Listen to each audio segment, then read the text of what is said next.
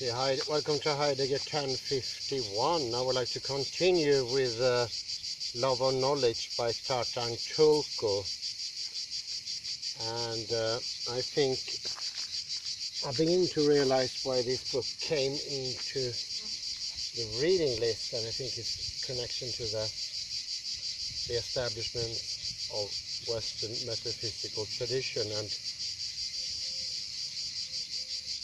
I think Tarthang Tulku himself is tampering with this because his development in California in the mid-60s and onwards were hampered by things he could not really describe, and he put it into a book.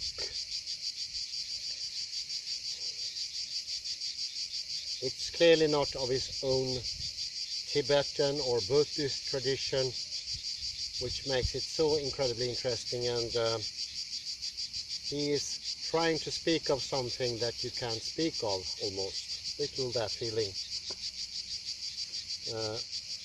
This chapter has a picture I really like. It's the Möbius strip, maybe the most used one to explain quantum mechanics.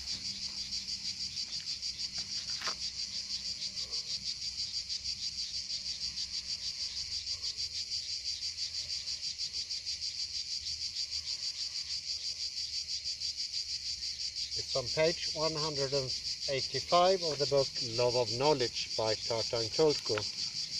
I'm going to read its modalities 4 page.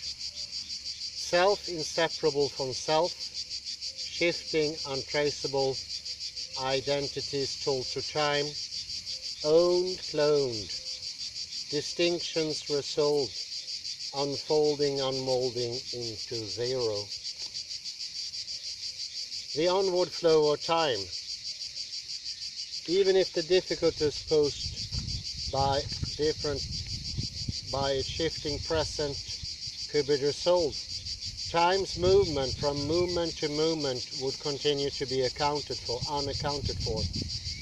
Both versions of linear time suggest a picture in which static moments of linear time are linked to each other.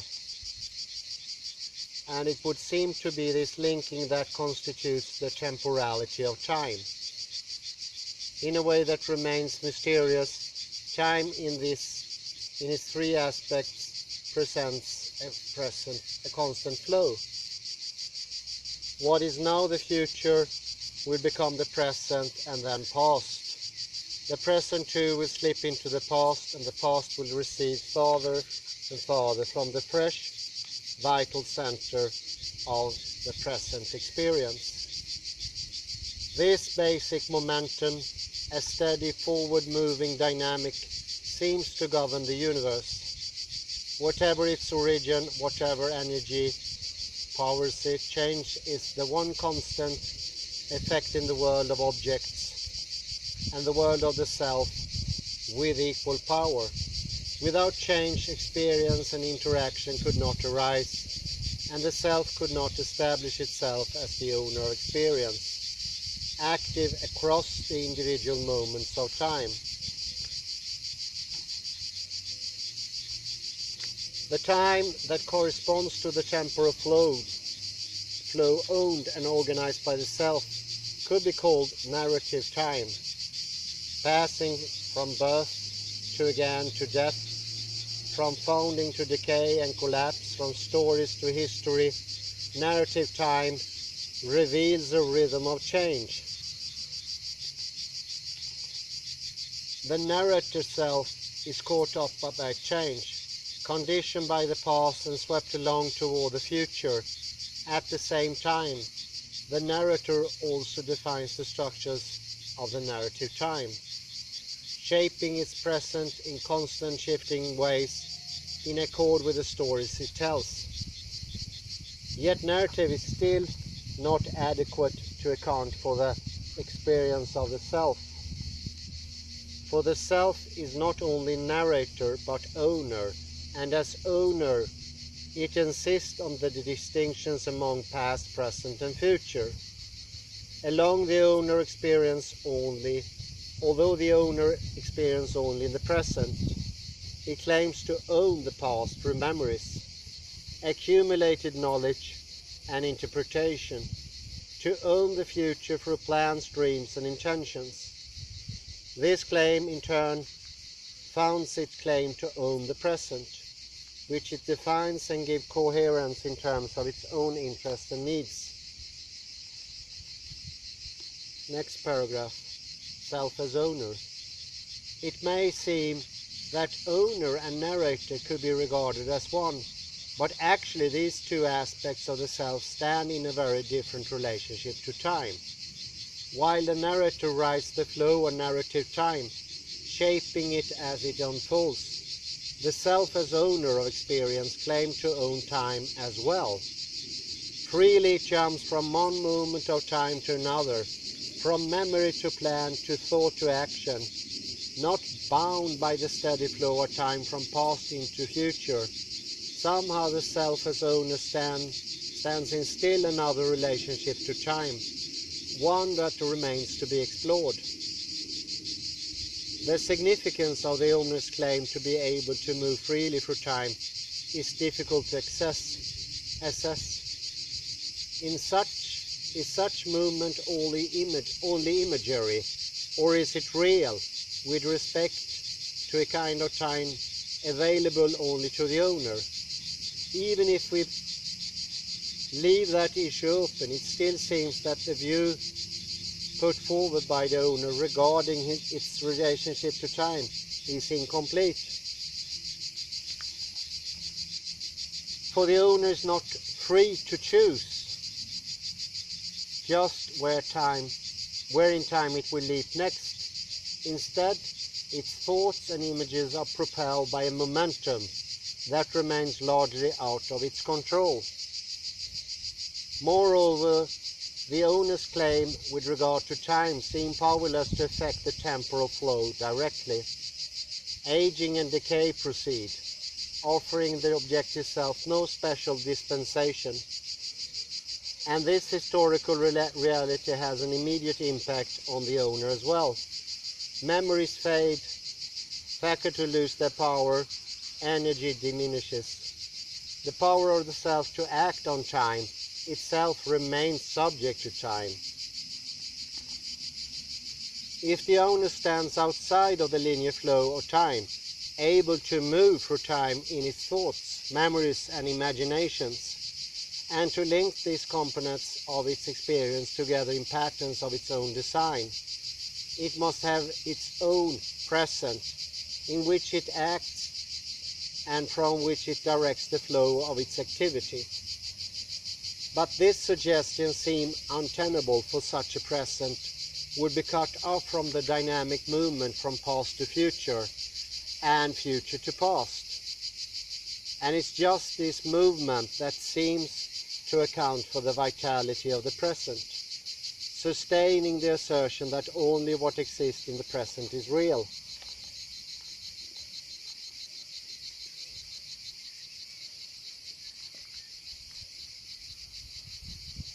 The past is no more, it reaches out to create the future from its being. Though future is not yet to come, it unfolds to create the past of its becoming. The present is alive as the expression of this doubly active momentum, and like a musical note or a spoken syllable, present experience takes its meaning from the unfolding whole within it emerges. If the owner is cut off from this being, it loses the source of its own vitality. It is hard to imagine that it could still act as self. Next paragraph. Momentum and temporal knowledge. The double momentum flowing between past and future to establish the active present correlates with the two aspects of temporal knowledge. The description knowing that establish a world, and the intention knowing that sets the narrative in motion.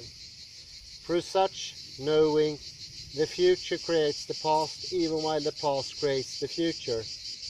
It seems that narrative time, which specifically acknowledges and reflects this momentum, come closest to capturing the full experience of the self's temporal being.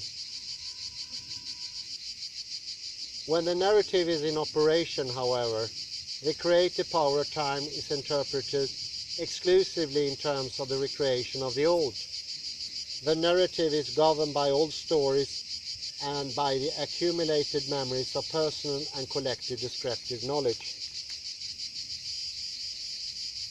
The dynamic emergence from creation, so interpreted, will assure a future based on similarities to the past. What is new will arise only mechanically in response to the routinized patterns that have been built into such past-centered experience.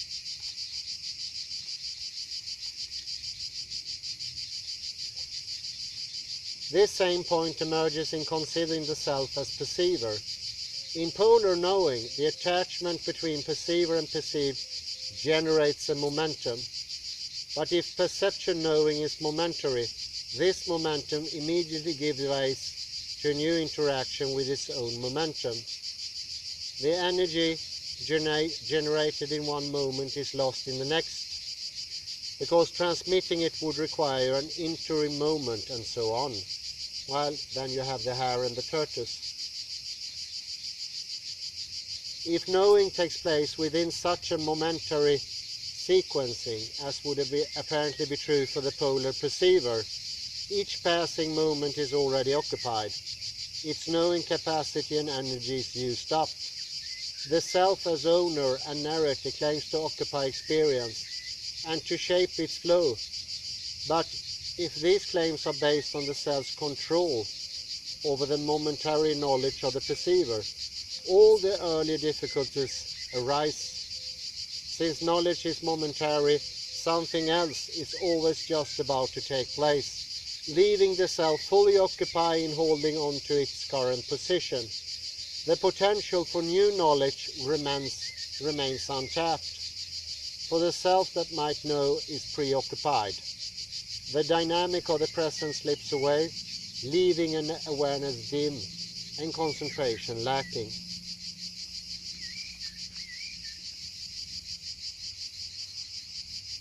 Somehow these various pictures of the self in its different roles, all of which support each other in the conclusion that new knowledge and new ways of being are impossible, seem to leave something out of account.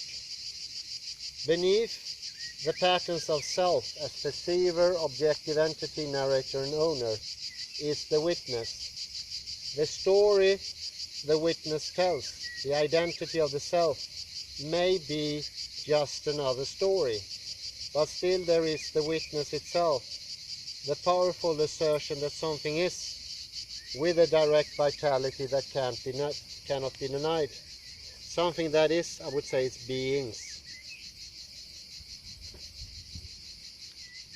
Perhaps the witness is not just another story. Perhaps the force behind his testimony, which operates entirely apart from the content of what it has to say, is a direct expression of dynamic energy implicit in the flow from past to future and the corresponding vitality of the present. The witness may point to a primary thrust within time that polar and temporal knowledge, together with the manifold structures of the self, do not fully reveal.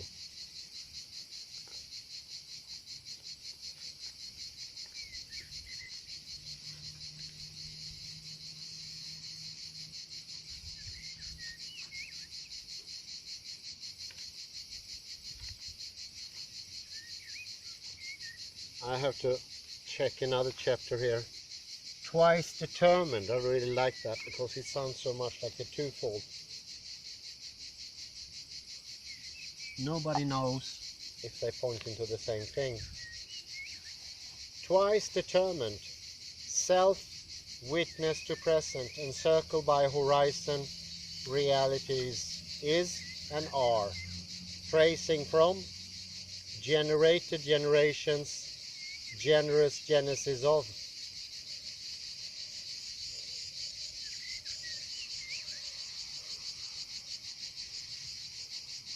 Two times.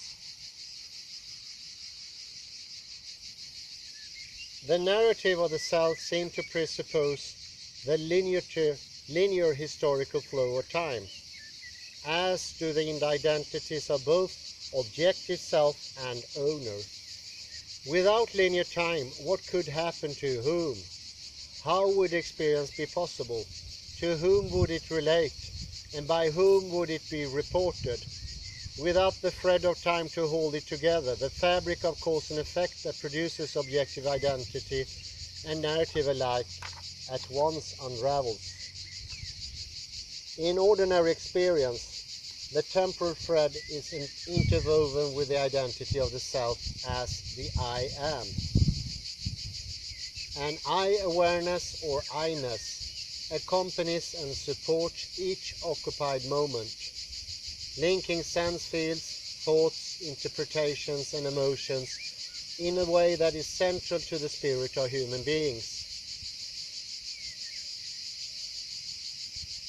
The link between past, present and future depends on this I am, which binds together moments in time and patterns human affairs. Any attempt to investigate this interweaving of time and self-identity at once runs into difficulties. In conventional understanding, the self occupies each successive moment.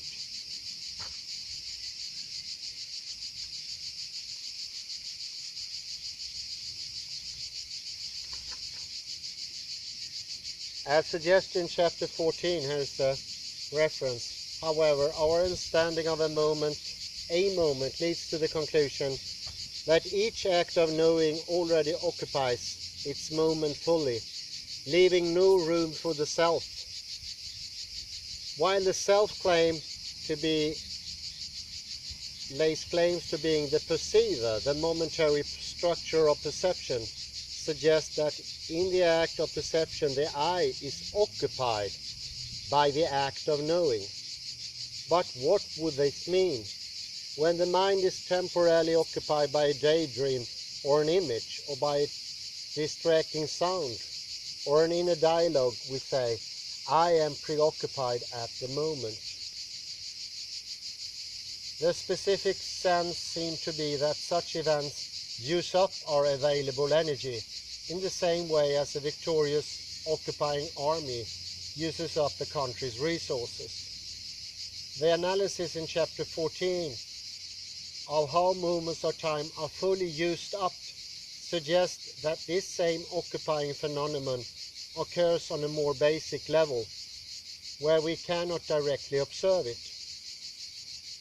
This leaves us with two different views. The self occupies time in a unique way, or occupies a unique time, but events that occur in time also occupy the self. This duality relates to what was referred to earlier as the dual citizenship of the self, as the two kinds of time to which the self seems to have access. The connection between self and time seems to be related to the energy and organizing capacity of both. Two views of time. Linear time is first a time of cause and effect, predictable and orderly. Each day the sun moves across the sky, each night the planets cross the heavens. The passage from day to night gives way to the passing of seasons, and seasons mark the life and death of living things, and the imperceptible shifts of geological time.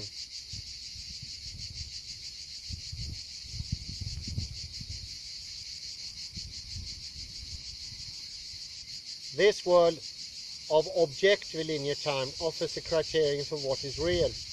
Objects exist as products of determinate past events. Trees exist, while the content of images and dreams do not.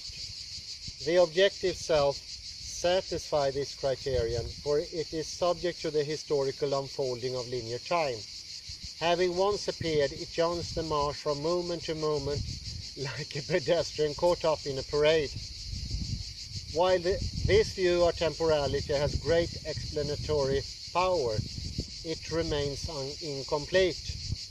For linear time is not only an unbroken flow, rather is sharply divided into the three domains of past, present and future. The present moment stands at the exact center. To one side is the past, fixed and immutable. To the other is the future, not yet known but apparently predictable in principle.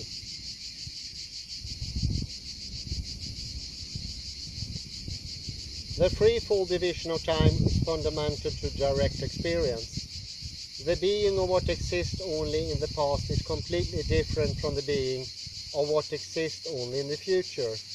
Both in turn are completely different from the being of what exists in the present. In terms of this division, it seems accurate to say that only what exists in the present has real being at all. What happened in the past may once have been real, but it no longer is. What will happen in the future may later be real, but it is not yet. What does it sound like? It's a very good parallel here, I would say.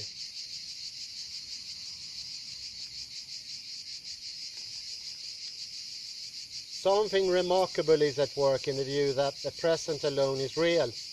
For the location of the present in time is established only by presence within it of this particular I. Thus the existence of all that is seems to hinge on the wholly subjective fact of my being here. In addition, the threefold view of time appears incompatible with object-centered linear time, in which the present seems to be only the ever-changing boundary between past and future. While conventional understanding would say that tomorrow has today as its origin, today is tomorrow's yesterday, and yesterday's tomorrow. Moreover, yesterday came into being because it was once tomorrow. The ongoing succession of yesterdays and tomorrows encompasses the whole range of time, with the present only a non-dimensional marker separating the two domains. How can what is most real occur exactly in this non-dimensional point? We also need to account for the fact that the present itself is constantly shifting. Each present moment is different from every other, except there can only be one present moment at a time. Since what is real is only what exists in the present moment. Does this mean that being is recreated in each moment? What is the dynamic that could give birth to such a remarkable structure? And if this is so, what has become of the principles of cause and effect, which determine what is real when we look at the other face of linear time?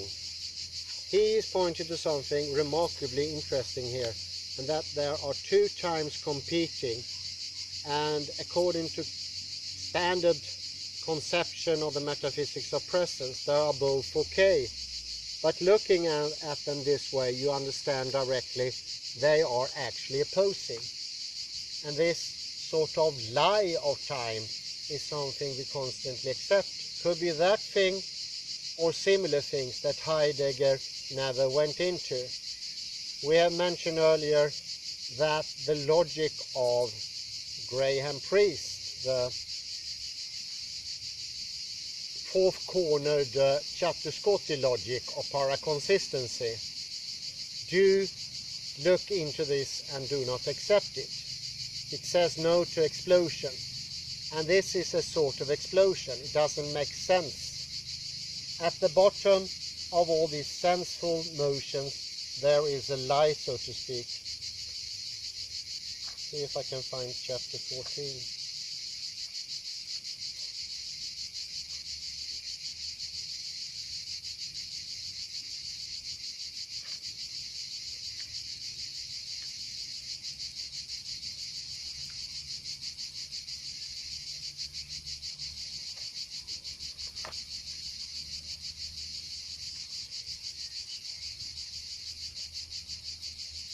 This is called Problematics of Polarity.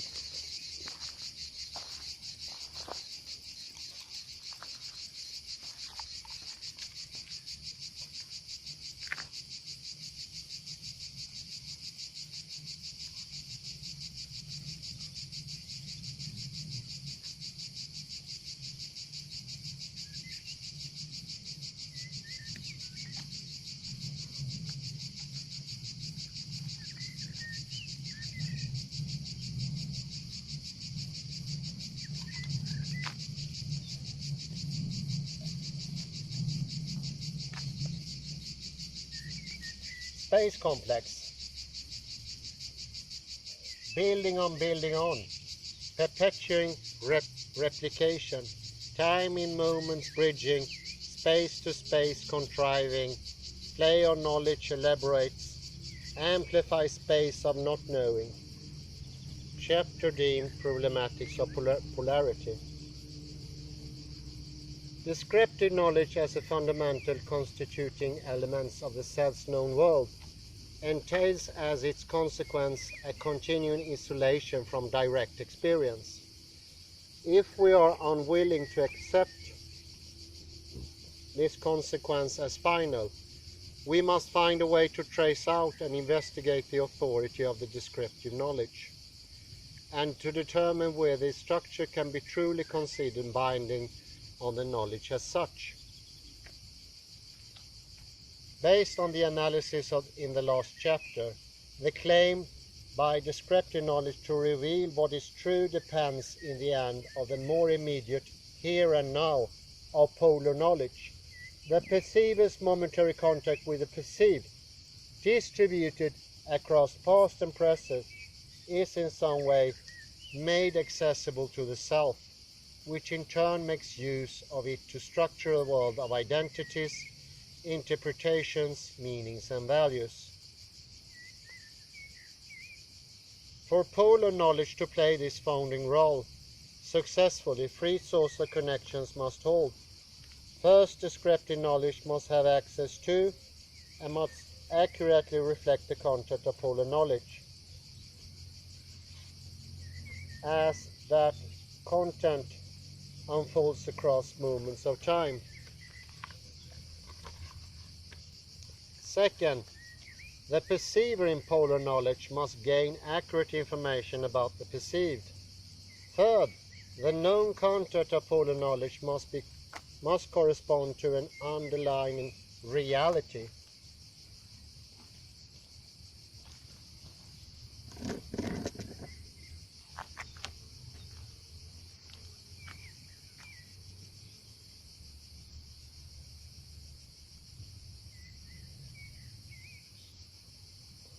Though we normally take these connections for granted, each of them raises significant topics for further inquiry, and each will be explored in this and succeeding chapters. This is chapter 14, page 110. Polar knowledge, unfounded limits. In daily life, polar knowledge appears to operate without our conscious attention, in much the same way that the nervous system coordinates the underlying motor skills that allows basic activities such as walking or speaking. Satisfied with our ability to accomplish what we want, we have no motive for calling into question the base level knowledge that makes our actions possible. In accepting the functioning of polar knowledge as the source of what we know, we start from the model advanced most strongly by science that only that which can be precisely measured, strictly specified and consistently replicated counts as knowable.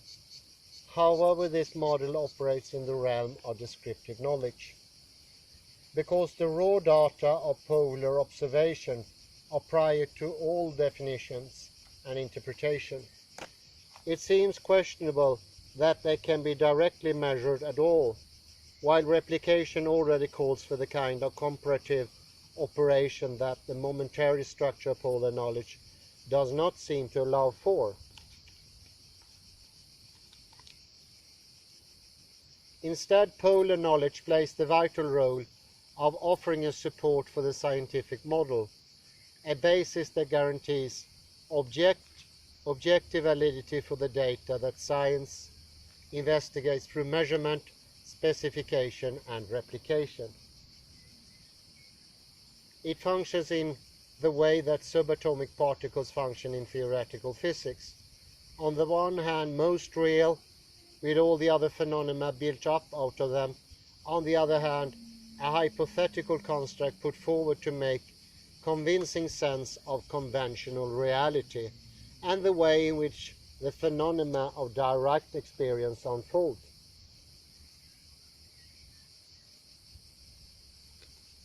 If polar knowledge is not directly accessible to our ordinary understanding, the basis for that understanding, as expressed in scientific model, can no longer be considered self-evident.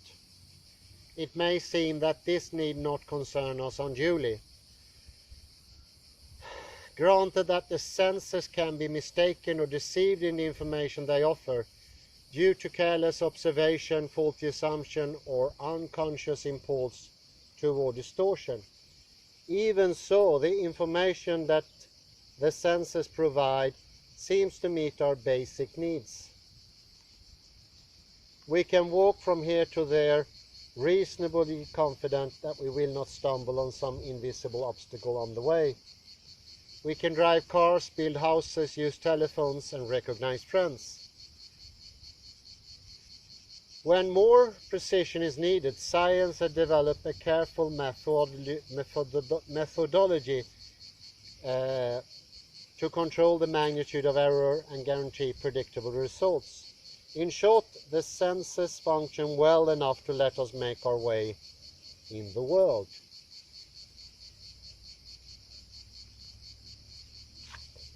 This common sense view may proceeding at the wrong level of concern. The known world that polar knowledge appears to have found is one in which we are subject to a reality we cannot change.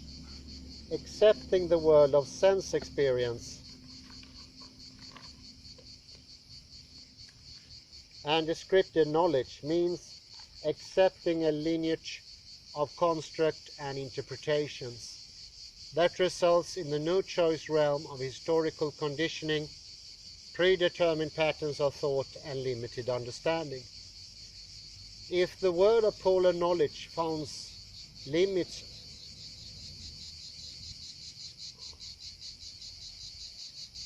our visions and aspirations, are we right to say that polar knowledge works well enough? Are we making our way when we are heading nowhere, traveling only in the well-worn circuits of past conditioning? Are we making our way when we are headed nowhere?